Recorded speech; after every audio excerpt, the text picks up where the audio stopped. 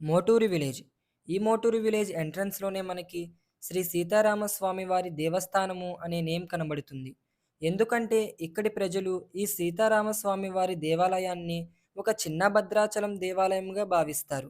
ఈ టెంపుల్ గురించి మనం నీట్ అండ్ క్లీన్‌గా నెక్స్ట్ వీడియోలో తెలుసుకుందాం. ఈ విలేజ్‌లో ఎటు చూసినా పచ్చదనమే కాదు, ప్రవహించే నదిలా ఎటు చూసినా నీటితో నిండుగా చెరువులు కూడా కనబడతాయి. ఇంకొంచెం ఊరు లోపలికి పోగా టెంపుల్స్ అండ్ స్టాచ్యూస్‌తో ఊరు మొత్తం పీస్‌ఫుల్‌గా అయితే కనిపించింది. ఈ విలేజ్ మధ్యలో ఒక కమల పువ్వుల చెరువు కూడా ఒకటి కనిపించింది. ఇంతలో నేను ఒక కమల పువ్వుని తెంపుదామని చెప్పి చెరువులోకి దిగగా ఎంత ట్రై చేసినా సరే కమల పువ్వయితే నాకు మాత్రం అందడం లేదు. చాలా రోజుల తర్వాత నేను ఒక ఎడ్ల బండిని కూడా ఈ ఊర్లో చూశాను. మన చైల్డ్‌హుడ్ డేస్‌లో ఎడ్ల బండి అనగానే మనకు గుర్తొచ్చేది స్వీట్ పొటాటో. చిలకడ దుంపలు వచ్చి ఎడ్ల బండి మీద అమ్మేవారు.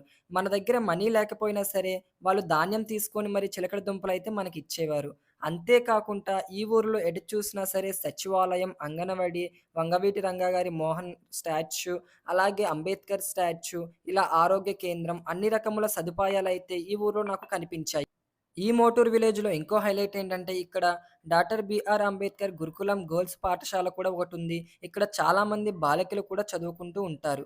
ఈ విలేజ్‌లో వ్యూ పాయింట్స్ అనేవి చాలా బాగున్నాయి ఎటు చూసినా సరే. మరి ఈ మోటూరు విలేజ్‌పై మీ యొక్క ఒపీనియన్ కమెంట్ చేయండి.